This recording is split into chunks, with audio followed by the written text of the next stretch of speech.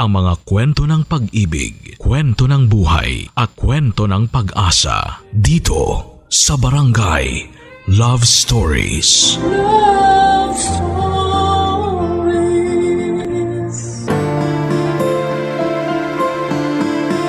Hindi tayo pwedeng manuntok ng walang nasasaktan. Katulad niyan ng paglalaro natin ng apoy, malaki ang posibilidad na tayo ay mapasok kinatagalan. Ikaw kabarangay, naipit ka na ba sa isang komplikadong sitwasyon? Dear Papa Dudut, sabi ng mama ko ay wag daw akong gumawa ng mga bagay na pagsisisihan ko sa dulo. Pero paano ko ba malalaman na masama para sa akin ang isang bagay hanggat hindi ko pa yon nagagawa? Para sa akin, isang beses lamang ako mabubuhay sa mundo, kaya bakit ko pipigilan ang sarili ko na maging masaya sa isang sitwasyon kahit na may kaakibat itong komplikasyon?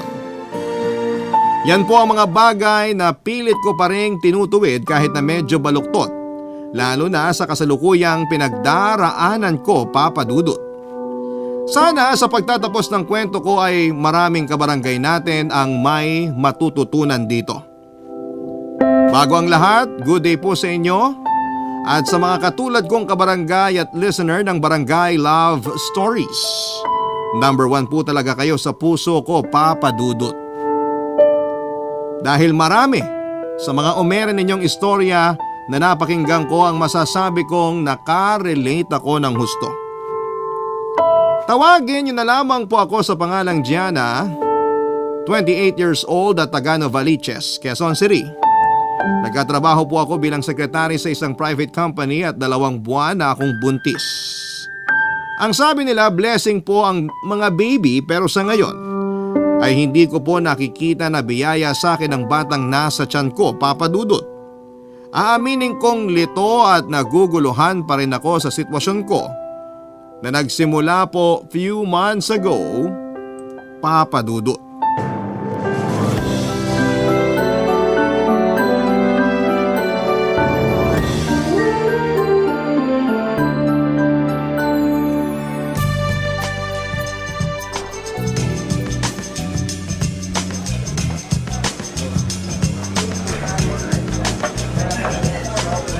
Wow!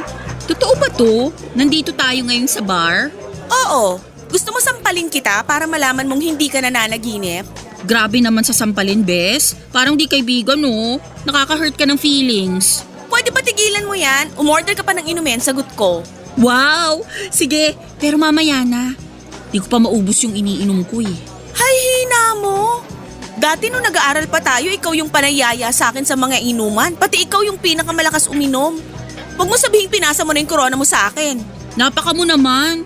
Siyempre ako pa rin yung BFF mong malakas uminom. Pero ngayon kasi ayokong maglasing. Bilin kasi ng boyfriend ko, wag akong iinom ng marami. Yan talagang mga boyfriend na yan? Masyadong pakialamero. Hoy, hindi naman. Worried lang sa akin yung honey bunch ko. Kaya kinikilig ako. Alam mo ba? O sige, tuloy mo. Susungal-ngaling kita ng bote. Guard! May bayolente! Huwag ka na kasi magkwento tungkol sa boyfriend mo. Alam, nakaka-break lang nung tao tapos puro ka pa ganyan. Mag-usap na lang tayo tungkol sa investment. Alokin mo na lang ako ng insurance o di kaya kung ano-anong theory tungkol sa mga alien. Huwag lang yan, bes! Sorry na. Akala ko kasi hindi ka na affected sa breakup nyo kasi nagbabar na tayo. Last week lang nagkukulong ka sa kwarto mo. Tumatawag pa sa akin mama mo kasi ayaw mo lumabas para man lang kumain. Last week yon, pero hindi na ngayon. So hindi ka na nasasaktan? Nasasaktan pa rin. Pero sino ba siya? Ano, habang buhay na lang ba ako magmumukmok kasi iniwan niya ako at pinagpalit sa babaeng mas pangit kaysa sa akin?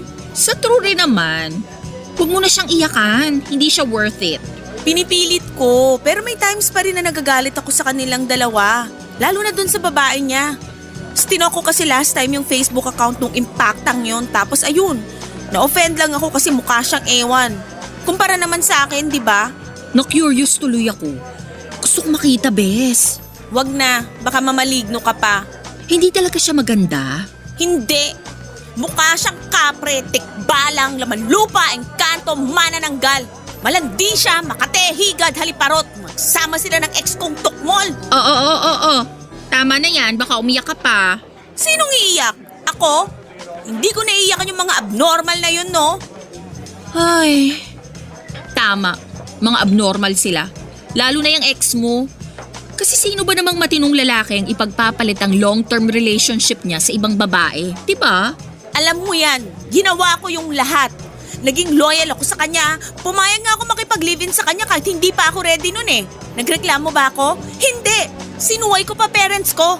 At kahit control freak siya, iniisip ko na mahal lang niya ako kaya siya ganun. Sinusunod ko gusto niya kahit sa kaliit-liitang detalye. Tapos sa huli, iwanan niya lang ako? Sasama siya sa madungis na yon? Ipagpapalit niya ako? Nasaan ang hustisya, Bes? Nako, mahirap hanapin ang hustisya rito sa atin. Eme ka naman eh. Oo pero ayun na nga. Hindi ka nagkulang. Binigay mo lahat, as in lahat-lahat. Nasa kanya na yun. Siya na yung may problema kasi malandi siyang lalaki. Tapos cheap pa kasi pinagpalit ka sa hindi mo naman ka-level. Nakaka-insulto kaya yun? Kaya nga iniisip ko na lang na magbe-break din sila. Na walang forever, sa umpisa lang masaya. Sabihin mo na ang palaya ko, wala akong pake. Pero akala ba nung mokong na yun, iiyakan ko siya ng matagal? Wala na akong luha, Bes. Natuyuan na kaya gusto ko naman bumawi sa sarili ko at maging masaya kahit paano.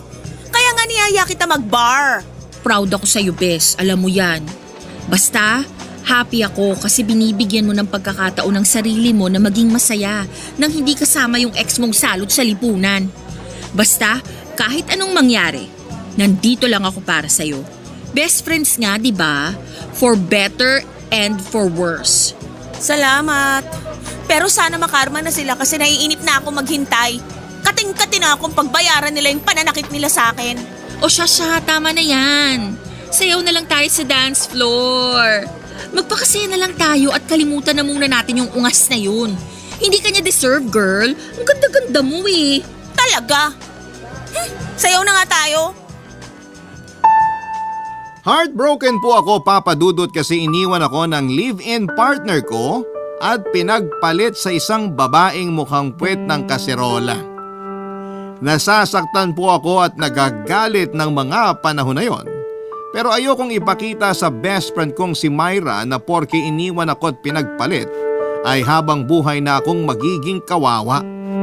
Balde-balde ng luha ang iniyak ko para sa damukol na lalaking yon. At ang masahol pa ay nagmakaawa pa akong piliin niya ako, Papa Dudut. Lumuhod-luhod pa ako at kulang na lamang ay halikan ko ang mga paa niya na para bang sineswerte siya. Ngayon ay nasusuka na ako pag naaalala ko ang kabaliwan kong yon sa kanya. Hindi naman sa sinasabi kong mali ang magmahal. Maling lalaki lang ang minahal ko. Maling-mali kasi na umasa ako na kami na hanggang sa dulo. Tapos ay bigla niya akong iniwan sa ere ng ganon-ganon na lamang. Kaya nga noong napagod na akong kwestiyonin ang sarili ko kung saan ako nagkulang, kahit ginawa at binigay ko naman ang lahat, ay tinigilan ko na ang pag-iyak sa lalaking yon, Papa Dudut. Pero yung lungkot at mga luha ay napalitan ng matinding galit at buot. Kung totoo ang impyerno, sana'y masunog sila doon ng babae niya. Kung totoo ang karma, ay sana'y paulit-ulit na layong maranasan para makaganti naman ako kahit papaano. Dahil sa pinagdaanan ko ay naging defense mechanism ko po yung kumilala ng ibang tao para hindi ako malungkot. Feeling ko kasi burden na ako sa best friend ko kahit na sinabi niyang nandyan lamang siya para sa akin. Kaya nga sinubukan kong tumayo sa sarili kong mga paa. Pumasok po ako sa tinatawag nilang hook-up culture, kung saan ay marami akong nakilalang lalaki at babae na kapwa ko ay naghahanap ng good time at panandaliang aliw. Isa na nga po doon si Boris, Papa Dudut.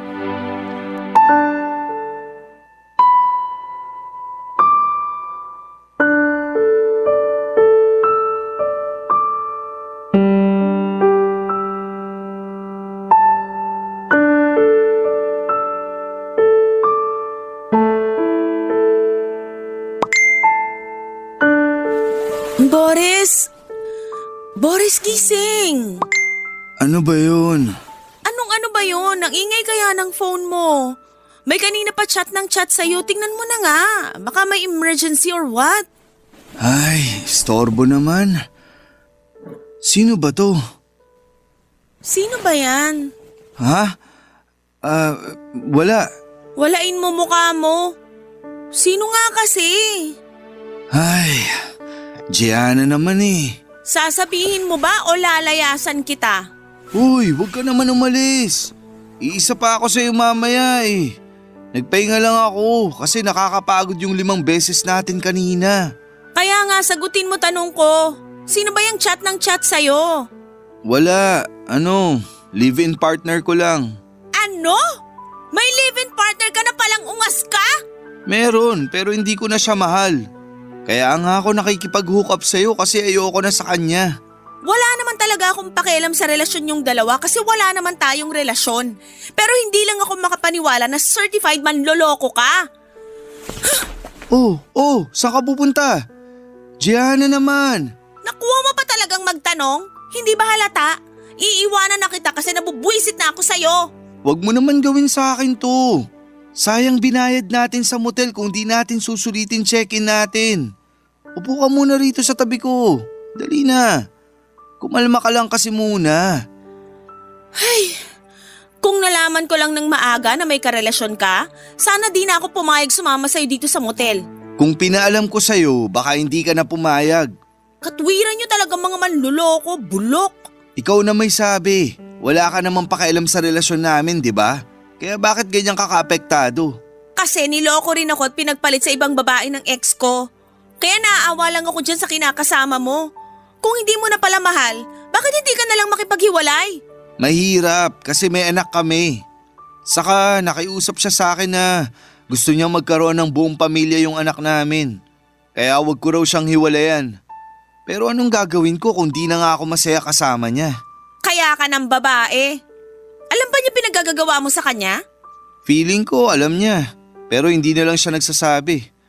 Doon pa rin naman ako sa inuupahan namin umuwi kaya wag na siya masyadong demanding. Curious lang ako ha. Total na pag-uusapan na rin natin. Curious saan? Sa inyong mga lalaki. Ano yung reason nyo? Bakit bigla-bigla na lang kayo fall out sa mga partner nyo? Maraming dahilan, pero ako kasi nawala na yung pagmamahal ko sa kanya. Kasi masyado siyang taklesa. Lagi niya akong tinatalakan. Daig pa niya nanay ko. Ni hindi nga ako napagsalitaan ng maaanghang ng sarili kong ina tapos siya kung ano-anong masasakit yung sinasabi sa akin kapag nag-aaway kami. Dahil lang doon?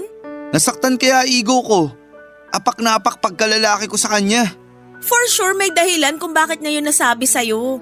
Kasi ganun kaming mga babae. Hindi kami nangaaway ng basta-basta. Talaga? Bakit kanina muntik mo na nga akong layasan at awayin? Dahil lang nalaman mong may kinakasama ako. Di ka ba nakinig? Naalala ko lang ginawa sa akin ng ex ko. Nakita ko siya sa'yo kaya nabwisit ako. Pero hindi ako yung ex mo. Magkaibang lalaki kami. At wala tayong relasyon para magalit ka sa akin ng ganun. Ay, sa bagay, para naman akong tanga sa asal ko kanina. Problema mo na yan kung magkahulihan kayo ng live-in partner mo ha. Basta labas ako dyan, huwag niyo akong idadamay. Bakit naman kita idadamay? Hindi mangyayari yun kasi matinik ako. Siguraduhin mo lang yung pinagsasasabi mo. Ayoko ng gulo. Walang mangyayaring ganun. Kaya huwag ka nang mag-alala. Saka, huwag na nga natin siya isali sa usapan. Parang gusto ko na lang ulit may mangyari sa atin. Ready ka na ba ulit? In a relationship na pala si Boris pero aminadong manloloko. Wala akong pakialam sa bagay na yon not until sinabi niya sa akin ang katotohanan. Nung una ay gusto ko siyang suntukin sa mukha kasi iniiputan niya sa ulo yung syota niya at kinakasama niya pero naisip ko na huwag na lang kasi baka mapuruhan ko pa at mademanda pa ako. Masasabi ko naman papadudot na na-enjoy ko yung nangyari sa amin ni Boris ng gabing yon at naulit pa nga nang naulit ang hook up namin kahit na alam kong may karelasyon na siya. Ewan ko ba, hindi na ako nandidiri na dalawa niya kaming kinakasama. Basta sinabihan ko siya na huwag na lamang niyang bubuntisin ako Magaling kasi si Boris at panalo ang performance niya, Papa Dudut. Hinahanap-hanap ko. Kaya lang ay nagkaproblema lamang kami noong naramdaman kong naging masyado na siyang clingy. May isang beses na hindi na lamang siya nagte-text sa akin para makipag-hook up, kung ano-anong sweet messages na ang kanyang pinapadala na parang magjowa na rin kaming dalawa. Na kinainisan ko naman, Papa Dudut. Akala ko ay trip lamang niya at mawawala rin pag nahimasmasan na siya, kaso'y consistent po talaga si Boris sa pagpapadala ng ganong klase ng mga mensahe. Ang malupit pa ay nagsabi siya sa akin na gusto niya akong ligawan. Anak naman ng teteng, Papa Dudut. Nakakaloka ang mga pangyayaring yon. Barangay Love Stories. Barangay Love Stories.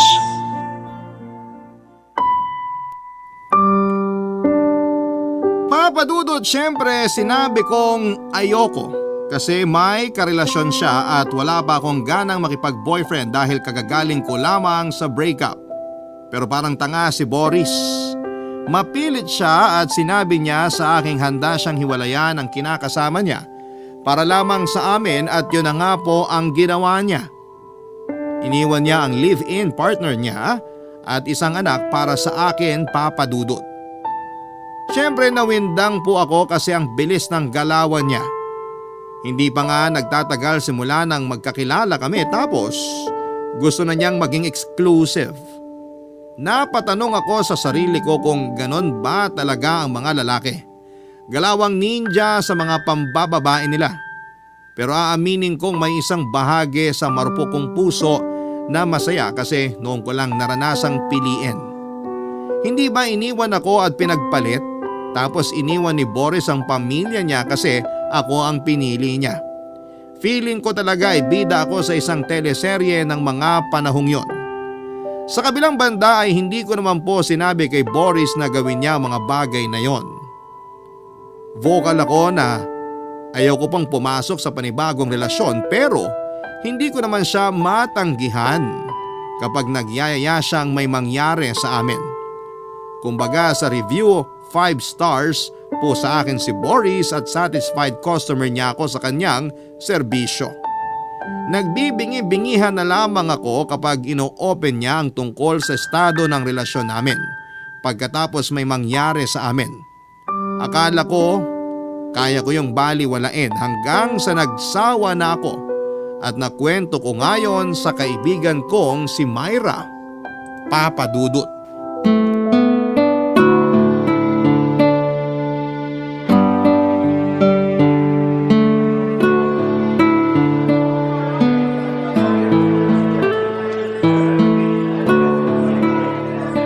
Seryoso ka ba talaga dyan? Saan? Sa sinabi kong nakikipag-hook up ako at ngayon meron ng lalaking obsessed sa akin? Oo, dyan. At dyan pa sa lalaking yan. Ano nga ulit yung pangalan niya? Boris. My goodness, Bes. Hindi ko akalain na yan palang pinagagawa mo sa loob ng 1 linggong hindi natin pag-uusap. Correction. 1 linggo at 3 araw. Ganun na rin yun. Eh ano ba kasing masama doon? Marami naman gumagawa nun, di ba? No feelings attached, ika nga. Marami nga pero hindi ibig sabihin gagawin mo na rin. Malaki na ako, Bes. Hindi na ako teenager na dapat pagbawalan sa mga gusto kong gawin. Kaya ko na magdesisyon para sa sarili ko. Malapit na nga ako mag-30 eh. Kahit na. Paano kung mapahama ka dyan? Masalvage ka. Pinagsasasabi mo. Okay lang ako oh. Kita mo bang may kulang sa body parts ko? Wala naman, di ba? Paano kung makakuha ka ng sakit? Sige nga. Ayos lang ako. Kaya ko sarili ko. Ginagawa mo ba yan kasi gusto mong maghiganti sa ex mong manloloko at nang iwan sa'yo? Ginagawa ko to para sa sarili ko. Para kalimutan siya. Sa lagay pipigilan ko na lang sarili ko na sumaya katulad niya. Eh nung nambabae siya di nga niya ako inisip. Kaya ba't ko siya iisipin sa panlalalaki ko? Saka wala na rin naman kami. Hiwalay na kami. Single na ako kaya wala na akong inaapakang ibang tao. Ay, maliban na lang pala dun sa kinakasama ni Boris. O kita mo na? Naging kabit ka pa? Excuse me, hindi naman kami ni Boris. Kaya paano ako magiging kabit? Sige nga. Pero may karelasyon pa rin siyang tao. Sana kung gaganyan ka lang din pala, doon na sa kapwa mo single para wala na kayong masaktan. Sorry, okay? Bago lang naman ako sa hookup culture na to. Malay ko ba sa rules and regulations na yan? Basta ako, one night stand lang habol ko kay Boris. Kaso naulit pa nang naulit hookup namin kasi magaling talaga siya sa kama. Mas magaling pa siya sa ex ko na madalas pilipeki ko lang yung Huwag mo nang ituloy, Bes. Nakakaloka ka. Mas naloloka ako kay Boris kasi parang baliw na siya sa akin, Bes. Mantakin mo, hihiwalay niya yung live-in partner niya para lang opisyal akong ligawan? Sinabi mo ba sa kanyang ayaw mo maging exclusive kayo? Sinabi ko na. Para na nga akong sirang plaka kakapaulit-ulit sa kanya kaso ewan. Di ko alam kung tanga lang ba siya o nagbibingi-bingihan. Ang hirap ng sitwasyon mo. Gusto mo siya na ayaw mo. Paano mo naman nasabi na gusto ko siya? Kasi sabi mo magaling siya sa kama. Hindi mo naman siya babalik-balikan kung hindi ka nasasatisfy sa bagay na yun. Tama rin naman. Hirap lang kasi sa kanya bakit kailangan niya pang gawing komplikado yung lahat. Bakit hindi na lang kami maging magka-hook up forever? Sira, hindi pwede yung sinasabi mong forever. Ano? Hanggang pagtanda gusto mo para usan ka lang? Sakit mo naman magsalita. Masakit talaga ang katotohanan, Bes. Saka tama naman sinabi ko. Oo na. Pero sa ngayon hindi ko siya kayang bitiwan. Ayoko naman makipagkilala sa iba kasi paano na lang kung hindi nila mapantayan yung galing niya sa kama. Eh di sayang lang effort ko. Hindi ko akalain may ganyan ka palang side. Hindi na kita kilala. Pero sabi mo BFF pa rin tayo. For better or worse nga, di ba? Oo, kaya lang wag mo naman ipahamak ang sarili mo, Bes. Mamaya imbis na panandali ang aliw lang ang hanap mo. Makarma ka sa pinagagagawa mo. Gusto ko lang naman maging masaya. Kung kakarmahin pa ako dahil lang sa bagay na yun, aba, maawa naman sa akin ang universe. Hindi ko yun deserve. Ewan ko sa'yo, hindi na kita carry.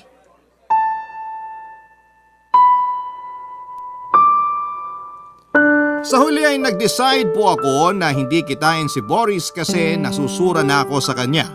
At sa pagiging clingy niya samantalang hindi naman kami magkarelasyon. Siguro'y ganon talaga, hindi ko na gusto yung may nagdidikta sa akin tungkol sa mga bagay na dapat at hindi ko dapat ginagawa. Ganon kasi ang eksaktong experience ko sa ex-boyfriend ko at live-in partner ko, Papa Dudut. Kumbaga dinumero ang mga galaw ko sa kanya, ultimo pagsusuot ko ng mga damit na hindi naman masyadong sexy ay nakikialam siya. Siyempre, inintindi ko yon dahil mahal ko at akala ko ay pinoprotektahan lamang niya ako. Pero kunwari lang pala ang lahat dahil niloloko na niya ako at ginagawa niya lamang yon para manipulahin ako. Kaya nagkaroon na rin talaga ako ng trust issues. Kaya naman po si Boris, kahit na may itsura, matangkad, mabango at magaling sa kama, pero pagdating sa pinansyal na aspeto ay masasabi kong katulad ko lamang siya na hamak na isang empleyado. Nagtatrabaho sa isang construction firm sa Mandaluyong si Boris. Above minimum ang kita niya pero maliit pa rin kasi nakwento niya sa akin na perang madalas nilang pinagtatalunan ng dati niyang kapartner. Breadwinner din kasi si Boris at nag-aabot pa rin sa nanay niya kasi wala naman itong pinagkakakitaan at maliliit pa ang mga kapatid niya. Yung iba nag-aaral pa nga tapos siya yung panganay. Wala na silang tatay, maagang sumakabilang bahay. Kaya nga naiintindihan ko yung ex niya kung bakit wagas makapag-demand sa kanya. Lalo na kasi na mukhang kontento na si Boris sa kita niya tuwing kinsenas at katapusan. Tapos red flag pa siya kasi kulang na nga yung perang nakalaan para sa pamilya niya. Nakuha niya pang mambabae. Kapal ng mukha, grabe. Kaya naman iniwasan ko na siya, Papa Dudut, at tiniis kong hindi makipagkita sa kanya para maramdaman niyang ayoko na. Pero may isang beses na hinahanap ko talaga yung katawan niya at kung paano niya ako paligayahin. Pansamantala lang na natigil ang hookup namin noong meron akong nakilalang bagong lalaki. Si Clark, Papa Dudut.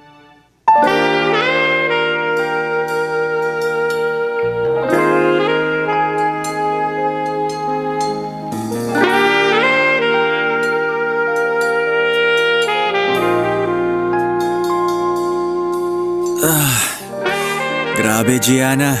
Galing mo. Suko ako sa'yo. Magaling talaga ako. Sinabi ko naman, di ba? O kita mo ngayon, sumuko ka. Sorry, di ako naniwala agad kasi akala ko puro ka lang salita. Yan tayo eh. Pero alam mo, baka hanap-hanapin ko na to. Alin? Yung performance ko? Oo. Tsaka ikaw mismo. Talaga? Sige, bakit nga? Kasi maalaga ka, malambing at palangiti. Bakit? Hindi ka ba inaalagaan ng mga babaeng nakaka-hook up mo? Hindi ba sila kasing sweet ko at hindi rin sila palangiti? Oo, ibang-iba ka sa kanila kaya nanibago ko. Yung totoo, hindi naman talaga ako naghahanap ng hook up lang. Gusto ko rin makakilala ng tao na magiging kaibigan ko. Bakit? Wala ka bang mga kaibigan? Meron pero hindi ko naman sila laging nakakausap at nakakasama. Bakit kasi hindi ka nalang mag-girlfriend? Wala pa akong babaeng nakikilala na mamahalin ko kaya single pa rin ako hanggang ngayon. Sa bagay, mas mabuti na rin enjoyin mo pagiging single mo kasi kapag nagka-jowa ka na, hindi mo na magagawa yung ganito. Ikaw ba? Talagang hook up lang habol mo sa isang lalaki? Oo. Feeling ko kasi hindi pa ako ready pumasok sa relasyon. Hindi pa ako handang masaktan kasi kagagaling ko lang dun, no? Maawa naman ang kalawakan sa puso ko. Di pa nga naghihilom tapos may darating na naman para wasakin to. Kung ano man ginawa sa iyo ng ex mo, isa lang masasabi ko. Siraulo siya. Tumpak! Para sa akin, hindi ka niya deserve. Lalo na kung wala ka naman ginawang masama sa kanya. Pero ikaw pa tong ginawa niya ng masama. Hindi ko alam kung ba't may mga lalaking ganyan. Nasa kanila na yung perfect na babae, nakuha pang mambabae. Wow! Ngayon lang ako nakarinig ng ganyan mula sa isang lalaki, ah. Gusto ko kasi pag nagka-girlfriend ako, siya lang yung mamahalin ko. Sa kanya lang ako titingin. Hindi ako maghahanap ng ibang babae. Talaga lang, ah? Kaya mo yun? Kasi parang wala na akong kilalang lalaki na hindi nagtataksil sa mga jowa o kinakasama nila. Bakit? Ganon din ba papa mo? Ha? Ewan ko, siguro. Kasi may ilang beses din sila nag-away ng mama ko tungkol sa pagiging babaero ni papa. Pero di naman sila umabot sa puntong naghiwalay sila kasi mas nanaig daw yung pagmamahala nila. Parang ewan. Hindi na ako naniniwala sa love na yan simula nung lokohin at pagmukain akong tanga ng ex ko. Totoo na walang forever. Paano kung sabihin ko na kapag ako naging boyfriend mo, hinding-hindi mo mararanasang masaktan, kagaya nung ginawa sa'yo nung mokong mong ex? Pinagsasasabi mo, may plano ka bang ligawan ako? Paano kung sabihin kong oo? Hindi ko alam isasagot ko, Clark. Okay lang. Di mo naman kailangan sumagot ngayon eh. Bakit kasi naisip mo yan? Bakit naman hindi? Single ka, single ako. Unless may ibang nagkakagusto sa'yo. Wala no, single ako. Eh di mabuti. Wag na nga muna nating pag-usapan yung tungkol sa bagay na yan kasi kakikilala pa lang natin.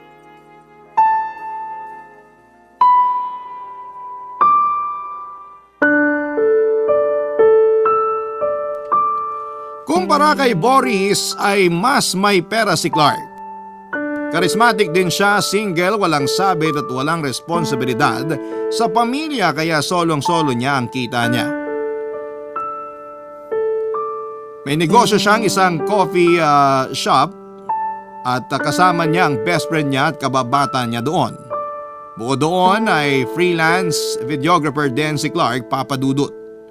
Marami siyang plano sa buhay tulad ng pagtatayo ng sarili niyang studio at kung ano-ano pa. Malayong malayo talaga si Clark kay Boris pero masasabi kong mas type ko ang itsura ni Boris. Sakto lang din sa kama si Clark. Gusto niya na siya lagi yung tinatrabaho, paano naman ako. Pero hindi ko siya mabitawan kasi grabe siyang magregalo. Ini-spoil niya ako sa material ng mga bagay at sa atensyon. Yung mga bagay na ibinibigay niya sa akin ay never kong naranasan sa ex ko. Niwala ngang pabulaklak ang mokong na yon sa 5 taon naming magkarelasyon kasi sayang daw sa pera. Nabubulok lang din daw. Tapos ay wala man lang kahit sweet long messages kasi nakukornihan siya. Sa huling malalaman kong ginagawa niya pala yon sa bago niyang babae. Unfair pero bahagi na lamang siya ng nakaraan ko. Hindi ko lang mapigilang hindi magdamdam kapag kinakain ako ng insecurity.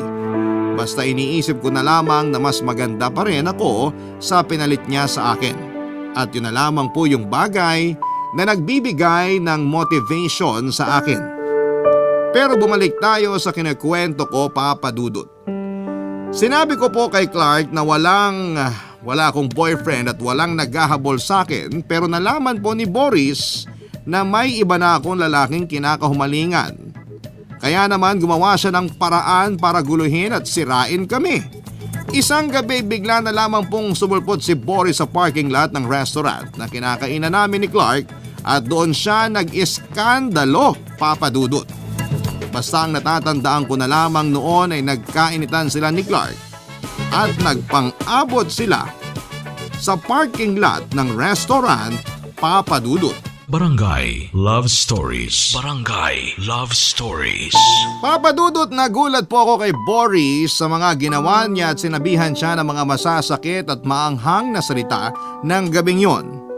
Kita ko po sa mga mata niya na mangyak-ngyak siya pero wala na akong pakialam pa. Ang kapal na mukha niyang manggulo at mag-amok. Pasalamat nga siya kasi naawat ko si Clark na wag na siyang idemanda kahit na matapos niya itong suntukin sa mukha nito. May sugat din naman at pasa sa mukha si Boris kasi napuruhan din siya ni Clark, Papa Dudut. Naawa nga ako kasi nabangasan yung gwapo niyang mukha pero ayos na rin yon para mabawasan ang kakapalan nito. Sa huli napaalis ko na rin si Boris pero sa akin naman po nagalit si Clark. Nagsinungaling daw ako sa kanya na wala akong sabit kasi hindi niya inaasahan na merong Boris na lilitaw para mang-away at manira ng gabi namin. Wrong timing lang kasi noong mga panahon na yon ay nagsisimula na akong ligawan ni Clark, Papa Dudut. At kahit na hindi siya kamukha ni Jack Roberto ay plano ko na siyang sagutin dahil alam kong magiging mabuti ang trato niya sa akin. Kaso lahat ng yon ay sinira lamang ni Boris. Sa huli nilayasan ako ni Clark, Papa Dudut, at hindi niya ako pinakinggan kahit na anong pagmamakaawa ko na huwag niya akong iwanan. Marami siyang sinabing masama at masakit sa akin ang gabing yon. Ilan doon ay malandi raw ako, makate, haliparot at manggagamit. Laspag na at kung kani-kaninong lalaki sumasama. Siyempre, nanikip ang dibdib ko sa mga sinabi niya. Napakakapal na mukha niyang insultuhin ako na akala mo ay santo siyang perpekto at walang ginawang pagkakamali sa tanang buhay niya. Hindi ko na po alam ang mararamdaman ng mga panahon na yon kasi nagkahalo-halo na. Galit, dismayado, lungkot, panliliit sa sarili na may pandidiri na rin. Para akong nabagok sa simento matapos akong magkaroon ng realization sa buhay tungkol sa mga bagay na mga pinaggagawa ko. Hindi kasi ako dating ganon, Papa Dudut. Submissive ako, loyal at mapagmahal. Hindi ko akalain na babaguhin ako ng heartbreak ko para maging isang pakawalang babae na sarili lang ang iniisip niya. At dahil nga po sa mga nangyari parehong nawala sa akin sina Boris at Clark. Hindi na nila ako kinonta katulad ng dati. Inisip ko na baka nagpapalipas lamang sila ng sama ng loob kaya sinulit ko na lamang yung pagkakataon na hindi nila ako ginugulo. Kaya lang may nangyari na hindi ko po lubos na inaasahan. Nalaman ko po na buntis ako, Papa Dudut. Hindi po ako magaling sa math kaya hindi ko na backtrack kung sino kina Boris at Clark ang nakabuntis sa akin. Pero hindi naman kasi nagkakalayo yung pagitan ng mga araw simula nang nakilala ko sila. May times na pinagsabay ko pa nga sila lalo na noong nabore ako sa performance ni Clark kaya nakipagkita ako kay Boris kinabukasan para makipag-hook up. Kaya hindi ko talaga alam kung sino sa kanilang dalawa ang ama ng anak ko. Si Clark po kaagad ang unang pumasok sa isipan kong kontakin pero cannot be reached siya. Nataranta na po ako ng mga panahong yon kaya kinailangan ko si Boris. Mabuti na lamang dahil pumayag siyang makipagkita sa akin ng mga panahong yon, Papa Dudut.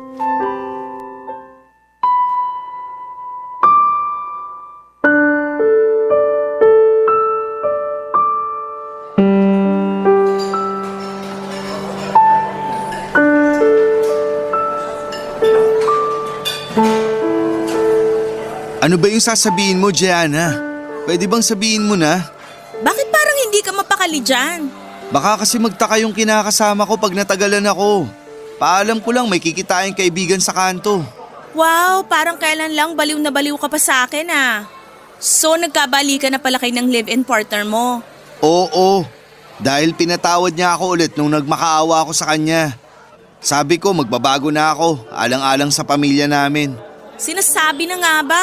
Kung sinagot kita at naging tayo, malamang iiwan mo pa rin ako pag naburyong ka na sa akin at babalik-balik ka pa rin sa pamilya mo. Hindi naman naging tayo, di ba? Kasi may iba ka na at halatang mas gusto mo yung lalaking yun kesa sa akin.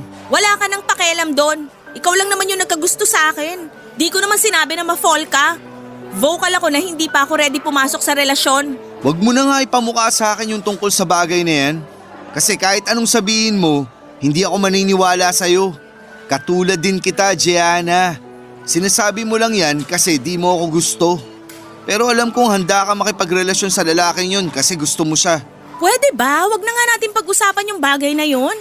Hindi siya ang dahilan kaya ako nakipagkita sa'yo. Total wala na rin naman kami kasi sinira mo na yung dapat nabubuo naming samahan. Kung di ka ba naman epal at makapal ang muka. Susumbatan mo lang ba ako kaya ka nakipagkita sa akin? Kasi kung oo, hindi pa ba sapat yung mga masasakit na salitang sinabi mo sa akin nung gabing yun? Pasalamat ka, hindi ako nananampal ng babae. Subukan mo lang nakantiin ako. May kalalagyan ka, Boris. Ano ba kasing dahilan mo? Dalian mo, naiinip na ako. Buntis ako. Ano ka mo? Kahit talaga kailan, hilig mong umarting tanga. Uulitin ko ha. Buntis ako. Ikaw yung ama. Kapal naman ang mukha mong ipaako sa akin yung batang yan. At bakit hindi ko ipapaako sa'yo? Ilang beses mo akong ginalaw. Pero may nangyayari rin sa inyo ng lalaking yun. Kaya paano ako makakasiguro na sa akin nga yung batang nasa tiyan mo? Kapal naman ang pagmumukha mong sabihin niyang bagay na yan. Mas makapal ang mukha mo kasi gusto mong ipaako sa akin yung batang yan. Napaka walang kwenta mong lalaki. Bahala ka na kung anong gusto mong itawag sa akin. Pero ayoko sa batang yan. Huwag mo sa akin ipaako yan kasi hindi ko rin yan tatanggapin. Minahal kita, Gianna. Pero pinagmukha mo lang akong tanga. Ininsulto mo pa pagkalalaki ko at minaliit pagkatao ko. Tapos ngayon ipapaako mo sa akin yung bunga ng kalandian mo? Tumigil ka na! Kapal na mukha mo pagsalitaan ako ng ganyan! Masakit ba? Kasi kung oo, dinaramdaman mo rin yung pinaramdam mo sa akin noon. Akala mo kung sino ka eh. Yan na yung karma mo. Kung ayaw mo sa batang to, edi wag! Wag mo lang talaga siyang hahabol-habulin pag dumating na yung araw na kainin ka ng konsensya mo kasi pinabayaan mo siya. Napaka-irresponsable mong ama. Hindi mangyayari yung sinasabi mo. Kasi alam ko sa sarili kong hindi sa akin yung batang yan. Kung akin man yan, di ko na yan kargo. Kaya bahala ka na sa buhay mo. Bahala ka na kung paano mo siya palalakihin. Wag mo na rin akong guguluhin kasi ayoko nang makita ang pagmumukha mo. Wow! Kung makapagsalita ka, akala mo kung sino kang perpekto at hindi nagloko ah. Pero nagbabagong buhay na ako. Gusto ko nang ayusin lahat sa amin ng pamilya ko. Kaya bahala ka na sa buhay mo.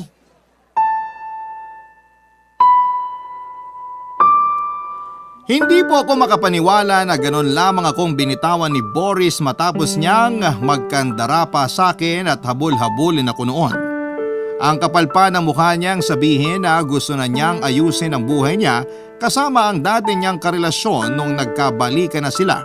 Kaya hindi na niya ako kayang pangatawanan kahit na anak pa niya ang dinadala ko, Papa Dudut. Muli po akong nakaramdam ng insulto at panliliit sa sarili. Agad na nagbalik sa akin yung mga araw na hindi ako pinili ng ex ko at iniwan ako para sa ibang babae. Yun kasi ang eksaktong pinaramdam sa akin ni Boris ng mga panahon na yon. Gusto ko sanang magmakaawa sa kanya pero hindi ko na ginawa pa. Sa isip ko kung ayaw niyang akuin ng bata ay kay Clark na lamang ako lalapit dahil meron din namang posibilidad na siya ang tatay ng baby sa tiyan ko. Kung saan saang simbahan na ako nagdasal para lamang maging kay Clark ang ipinagbubuntis ko. Kasi kung sakaling sa kanya nga ang anak ko ay may chance na ulit na matuloy yung naudlot naming relasyon. Kumpiyansa po ako na mapapatawad niya ako at babalik yung dati niyang amor sa akin dahil magiging isang pamilya na kami. Kaya nga ginawa ko ang lahat ng paraan para makontak siya kahit na inabot pa ako ng ilang araw. Grabe naman kasi si Clark. Blinak ako sa lahat ng social media at nirestrict sa mobile number niya. Parang wala kaming pinagsamahan. Pero sa huli nakausap ko pa rin siya, Papa Dudut.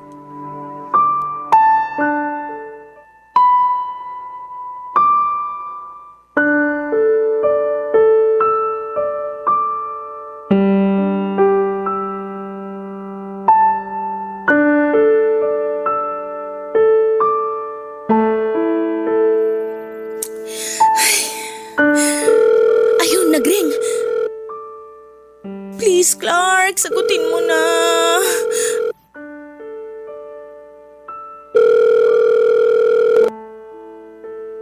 Hello? Sino ba to? Clark? Clark ako to, si Gianna. Lintik naman, Gianna. Kailan mo ba ako planong lubayan? Tsaka paano mo nalaman tong number ko? Hindi na mahalaga kung paano kasi ang importante nakausap kita. Tinik mo rin talagang babae ka, ano? Clark naman, hanggang ngayon ba galit ka pa rin sa akin? Aba, sinong di magagalit sa'yo?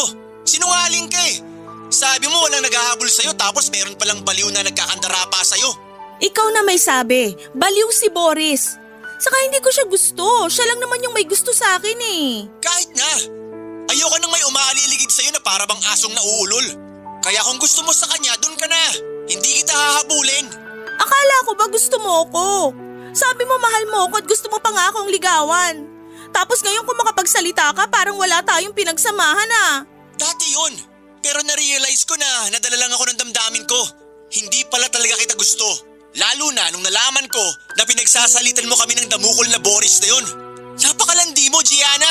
Nakakadiri ka. Wag na wag mo na ulit akong tatawagan. Sandali lang naman. Ano ba kasi yun? May sasabihin ako. Mahalaga, kaya kita kinontak. Kung makikipagbalikan ka sa akin, ngayon pa lang wag ka na umasa. Kasi natauhan na ako. Iniisip ko pa lang na makita pagmumukha mo, nasusuka na ako.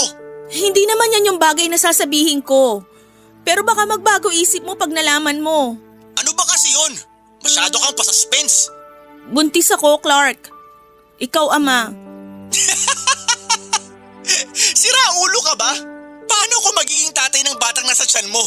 Dalawa kaming gumalaw sa'yo. Malay ko kung meron pang iba. Malandi ka, di ba? Basta sigurado akong ikaw tatay nito. Gusto mo pa DNA test natin yung baby kapag lumabas? Pa-DNA test mo mukha mo. Di ako mag-aaksaya ng panahon para gastusan yung gimmick mo. Anong gimmick pinagsasasabi mo dyan? Hindi tayo naglalaro rito, Clark. Buntis ako, kakapacheck up ko pa nga lang. Gusto mo bang makita yung sonogram ng anak natin? Hindi ako interesado sa batang yan. Kaya wag mo nga ipagpilit ang anak ko yan. Pagkatapos sa panloloko mo sa akin, gusto mo pa akong bigyan ng responsibilidad? Nasaan ang konsensya mong babae ka? Mahiya ka nga sa pinaggagawa mo. Please, Clark, wag mo naman gawin sa akin to. Wag mo naman akong iwanan ng basta-basta. Baby mo pa rin naman tong nasa tiyan ko. Paano na lang pag lumaki yung anak natin? Wala siyang kikilalaning tatay. Hindi ko na kasalanan yun. Total, pinili mo namang palakihin siya. Ha? Anong ibig mong sabihin? May choice ka naman na ipalaglag siya kung ayaw mo sa kanya eh. Kasi sigurado ako na ayoko sa batang yan, Gianna. Ganyan ka na ba talaga kasama? Naisip mo pa yung kademonyohang yon? Hindi ka ba kinikilabutan? Hindi. Kung ayaw mo magkaroon ng responsibilidad sa pagpapalaki ng sanggol na yan, edi ngayon pa lang alisin mo na siya sa tiyan mo. Wala na akong pakialam sa'yo. Bye! Hello? Hello? Clark? Hello?